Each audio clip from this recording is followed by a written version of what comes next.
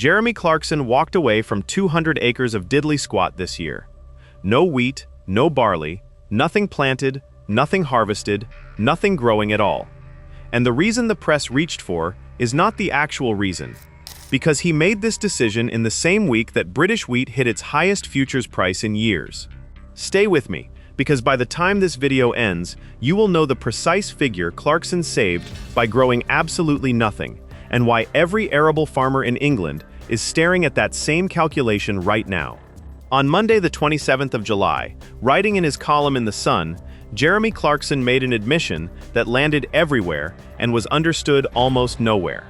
He said that this year, 200 acres of diddly squat produced nothing at all. The justification he gave had nothing to do with bad weather, crop disease, or a planning dispute with the parish council. He said that they knew, going in, that putting wheat or barley into that ground would have meant a loss. Read that word carefully, knew. He didn't say they worried about a loss, or ran some figures and got nervous, or hedged their bets given the forecast. He said they knew. Before a single seed drill moved across those Cotswold acres, before the diesel was burned, before a single 600-kilo bag of ammonium nitrate was cracked open, someone at Diddly Squat ran the arithmetic and landed on a number that made the decision for them. The profitable option was the empty field. That is the video, that is the thing nobody who covered that column actually stopped to examine. Because everybody, and I mean every paper that ran with the story, made the same assumption, and the assumption is flat wrong. Here is the assumption. When a farmer says a field cannot turn a profit growing wheat, the obvious interpretation is a collapsed market. Grain prices in the basement, buyers with nowhere to put stock, futures contracts in free fall, the kind of commodity crash that makes the 6 o'clock news. That storyline fits neatly. Prices crashed, the maths broke, the field sat empty. Clean, logical, done. Except that is not remotely what was happening, and this is where the story turns completely on its head. Pull up the Ahdid Arable Market Report for the week ending 24th of July 2026. That is the Thursday and Friday immediately before Clarkson's column hit print. November 2026 UK feed wheat futures closed that week at £199.75 a ton, up 3.50 on the week. And on the Wednesday of that same week, 2 days before the report closed, the contract printed a session high of £207 a ton, punching through the £200 mark for the first time, a contract high, in the same week. So let us be absolutely clear about what we are actually looking at here, because it is the precise opposite of the narrative you have been fed. Jeremy Clarkson looked at 200 acres of his own ground, at the exact moment British wheat was fetching more money than it had in years, and concluded that farming it would cost him more than it earned. That is not a bad market. That is a structurally broken equation. And once you understand why it's broken, you cannot look at an English wheat field the same way again. So let's do the maths in the open, because this channel does not ask you to take anything on faith. Every year, AHT publishes its estimate of what it will cost English farmers to put next year's crop in the ground and pull it back out again. For winter wheat grown on the 2026 harvest, that figure came in at £1,659 per hectare, a 3% increase on the year before. That climb was not driven by machinery, or land rent, or contractor rates. The single biggest driver was fertilizer. Nitrogen fertilizer costs surged 14% year-on-year through the May and June buying window. The reason? Natural gas. This is worth pausing on, because the link between your gas bill and the price of a loaf of bread is one of the most structurally important chains in British food production, and almost nobody explains it plainly. Natural gas makes up somewhere between 60% and 80% of the cost of manufacturing nitrogen fertilizer. Ammonium nitrate, the backbone of most UK cereal crop nutrition programs, is essentially crystallized natural gas. When gas prices stay elevated, fertilizer prices follow. When farmers buy their nitrogen in a high gas window, that cost goes into the ground with the seed and has to come back out in the grain price. It often doesn't. AUS-HDDB data shows that UK manufactured ammonium nitrate prices increased 14% between May and June 2025 versus the same period a year earlier. Forward gas contracts going into winter 2025/26 remained elevated above nearby contracts. The buying window for 2026 crop inputs landed right in the middle of that elevated period. So the cost of production went up, and it went up hard. 1,659 pounds per hectare. That is your number. That is what it costs to grow a ton of winter wheat on English ground, from seed to store. Now take the market price. $199.75 a ton, close to the top of the market. Divide the cost of production by the price per ton, and you get the yield that is required simply to break even. 1,659, 199.75 equals 8.31 tons per hectare. That is the break even, not a profit, not a return on investment. Not money for new equipment or next season's seed order, just zero, just ending the year where you started it. Now ask what English wheat actually yields in the field. The 2025 harvest came in at a national average of 7.0 tons per hectare across England, confirmed by DEFRA provisional estimates. That figure is 13% below the 10-year average of 8.1 tons per hectare, and it was driven down primarily by an exceptionally dry spring, the driest in living memory, across many parts of the country, which hammered grain fill on lighter land and punched holes through yield maps from Oxfordshire to Lincolnshire. Let that sit for a moment, because this is the most important number in British arable farming right now, and it has barely been said out loud. At the best wheat price the market printed in years, the national average yield in England does not reach break-even. It falls short by more than 1.3 tons on every single hectare. Clarkson did not walk away from 200 acres in some fit of eccentric drama. He read that number and refused to fund the shortfall out of his own pocket. Let's put it on his ground specifically. 200 acres is approximately 81 hectares. At 1,659 pounds per hectare, putting that crop in and taking it out costs somewhere in the region of 134,000 pounds. At 7 tons per hectare, the resulting grain sold at 199 pounds 75 comes back worth roughly 113,000 pounds. The gap is around 21,000 pounds, at a near-record price, in a year where yields came in at the national average. And push it further. Use that session high of 207 pounds a ton that printed on the Wednesday, the very best number the market offered all week.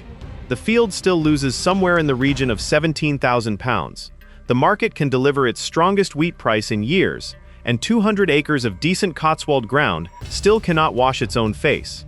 Those 200 empty acres are, on pure arithmetic, the most profitable part of Diddley Squat's arable operation this year. They cost nothing. They lost nothing. Now, two things need saying here, and this channel is going to say them rather than hope you don't notice. The first is that 1,659 pounds per hectare is Ochtbabe's full economic cost of production. It includes land rent, or the opportunity cost of land ownership. It includes labor. It includes the depreciated cost of capital tied up in machinery. Strip all of that back to pure variable costs: seed, fertilizer, crop protection, contracting, and the picture looks considerably different. Plenty of English farms are drilling on exactly that variable cost-only basis, and surviving, or at least surviving this season. There is nothing dishonest about that reasoning.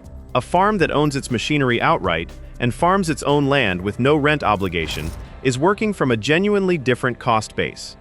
But full economic cost is the honest measure for a different question. Not, did I cover my spray bill this year? But is this land, this labor, and this machinery actually earning anything? On that measure, at a contract-high wheat price, English wheat production as a whole does not cover its costs. The second thing is that these are national Ochtby figures, not Diddley Squat's internal accounts. Clarkson has not published a field-by-field cost breakdown. His soil types, rotation, contractor rates, storage costs, and actual achieved yields will all differ from the national average, in ways we simply cannot know from the outside. What the national numbers prove is not the exact figure in his ledger.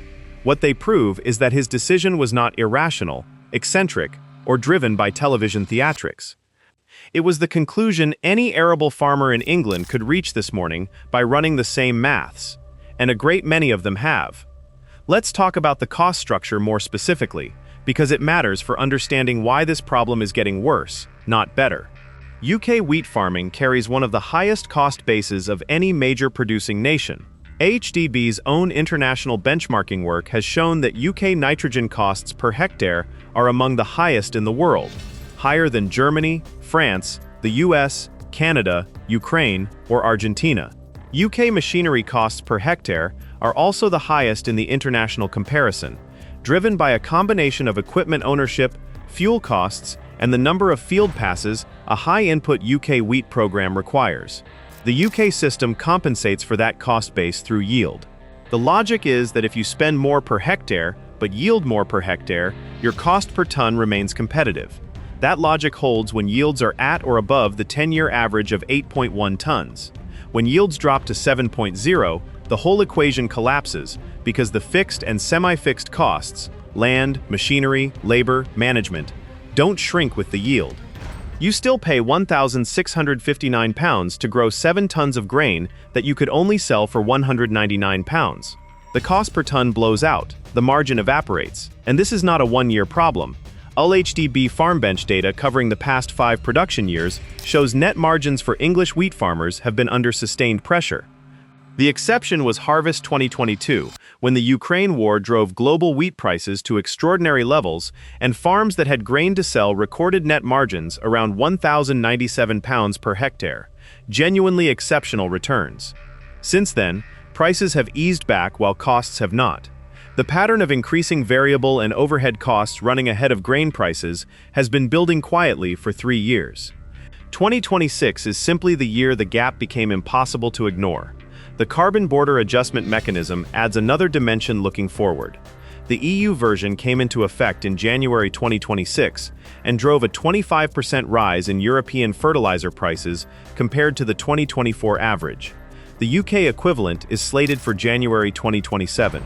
That will place a carbon price on imported fertilizer, and while the industry expects the direct 2027 impact to be modest for GB farmers, because EU suppliers represent a smaller market share here than on the continent, the long-term direction is one way only.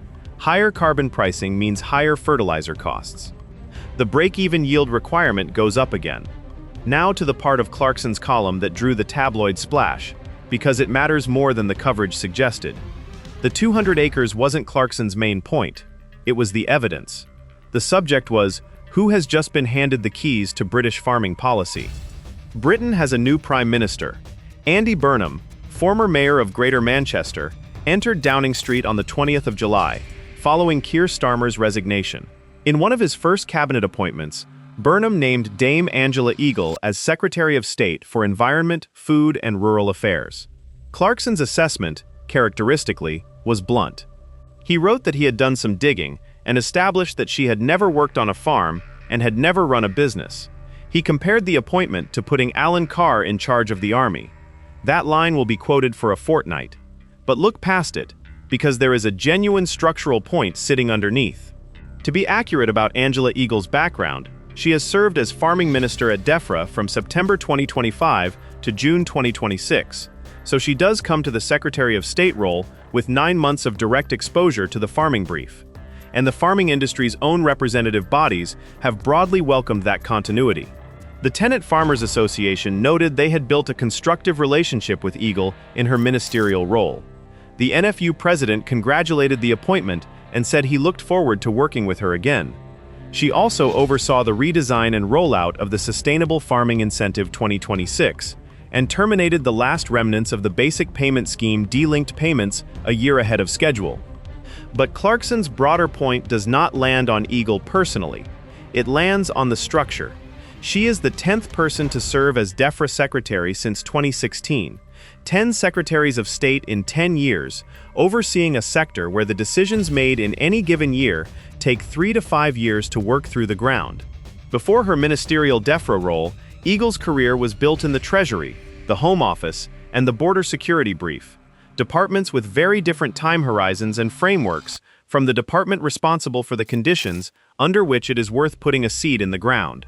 Whether or not you find the Alan Carr comparison funny, the department that sets the framework underpinning the 8.31 tons per hectare problem has cycled through its leadership 10 times in a decade. That is not a criticism of any individual. It is a criticism of a system that cannot hold agricultural policy still for long enough for anyone to understand what the consequences of a decision will actually be. Clarkson said bluntly that he expects things to get worse for British farmers under the new government, not better. Having run those numbers, it is difficult to construct a strong argument that the current settlement is working. So what does farmland do when growing food stops making financial sense? Clarkson gave his own answer in the column, and it deserves considerably more attention than it received. He outlined 3 directions he can see productive English farmland drifting toward: anaerobic digestion contracts, growing maize or other energy crops for digesters rather than food, solar farms, and, half joking but only half, data centers. This is not a distant hypothetical. It is already the current decision facing a growing number of English farms. Solar energy on agricultural land has expanded dramatically. By the end of September 2024, ground-mounted solar panels covered an estimated 21,200 hectares of UK land. The government's solar roadmap sets a target of 45 to 47 gigawatts of solar capacity by 2030, roughly triple what exists now. And while the stated preference is to prioritize rooftops and brownfield sites, the economics of ground-mounted arrays on lower-grade agricultural land are sufficiently strong that developer approaches to landowners have become routine in many parts of rural England. Solar Energy UK's 2025 Farming Sustainably report found that many farmers view renewable energy diversification, including solar, anaerobic digestion, and battery storage, as one of the most significant financial opportunities available to them, not as a supplement to farming income, as a replacement for it. On anaerobic digestion specifically, a farmer who signs a 10 or 15-year energy crop contract with a digester operator gets a guaranteed price per ton of biomass, an established offtake route, and eliminates the yield and price risk that is currently destroying margins in arable. The contract is dull. The returns are predictable.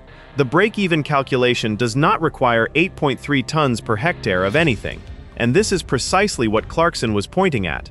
Nobody has to vote to end British food production. Nobody has to make a policy announcement. It happens one spreadsheet at a time. A farmer runs the numbers in August, concludes that the digester contract pays better than the wheat, and signs the digester contract. Multiply that individual decision across enough farms in enough counties, and you have changed what this country grows, without a single parliamentary debate, without a single front page. The NFU itself has noted this tension. It says its members' preference is that solar farms go on lower quality land rather than the best and most versatile arable ground. But economics do not always align with preferences. And if the financial case for growing wheat on Grade 2 arable land doesn't hold up at near-record wheat prices, the economic case for converting that same Grade 2 land to solar becomes straightforwardly compelling.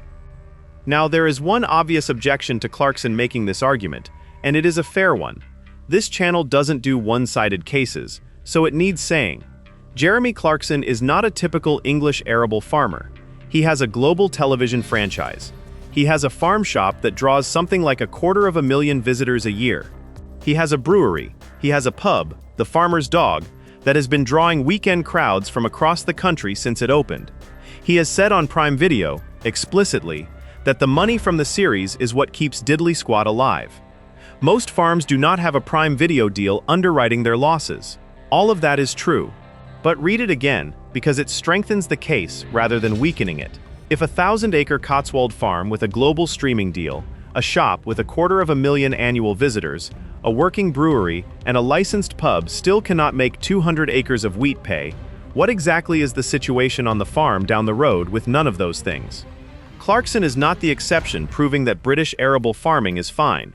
He is the most financially resourced arable operation in the country, voluntarily going public, with a number that every other farmer has been quietly swallowing for 3 years.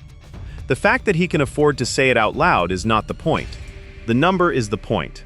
On a separate note, and this channel reports it because it is relevant to what Diddley Squat does next, Clarkson disclosed his prostate cancer diagnosis in Series 5, which aired in 2026.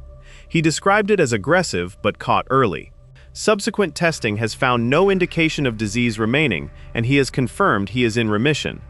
He was filmed at Serial's 2026, held at Diddley Squat in June, walking the showground, talking to farmers, giving a speech, and laughing with the crowd.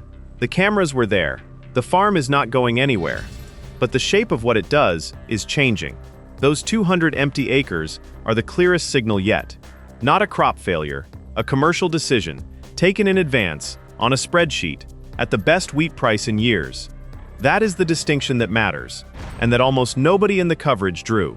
There is also a broader operational context worth understanding. Diddly Squat has previously submitted planning documents noting an urgent need for additional grain storage. Grain stored on-farm gives a farmer the flexibility to wait for a better price rather than selling into harvest pressure lows. That grain store application is part of the same long-term logic. Find every structural advantage available to make the arable operation viable. The store helps. It does not solve the underlying cost versus price equation. Nothing does, at current input costs and current yield averages, except leaving the field empty. And here is the broader context that makes this more than a story about one farm and one celebrity farmer.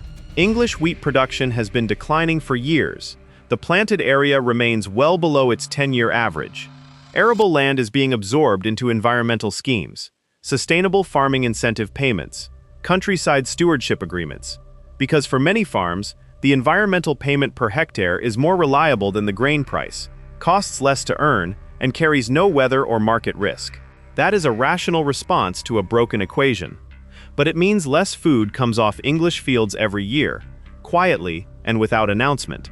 The 2025 harvest delivered 11.8 million tons of UK wheat, 16% below the 10-year average.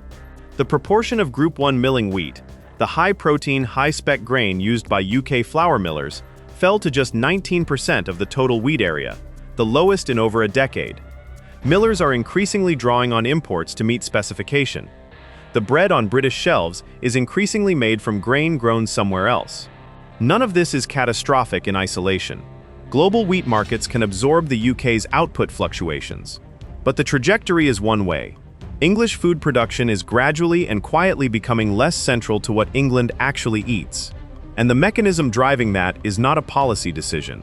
It is an arithmetic one. It is 831 tons per hectare. Here is what I want from the comments this week, and I'm going to be specific about it. If you farm arable, put your own cost of production per hectare in the comments. Just the number. Winter wheat, 2026 harvest, whatever your books actually say. I want to know whether Clarkson's 200 acres represents an outlier or whether he is simply the one with a national newspaper column and nothing left to lose by saying it out loud. And if you don't farm, tell me this. When you discovered that leaving a field empty was the financially rational option, what did you think that says about the direction British food is going? Wherever you're watching from, let us know. This channel has viewers on every continent, and versions of this same broken equation are being worked through in arable boardrooms and farm offices across the developed world.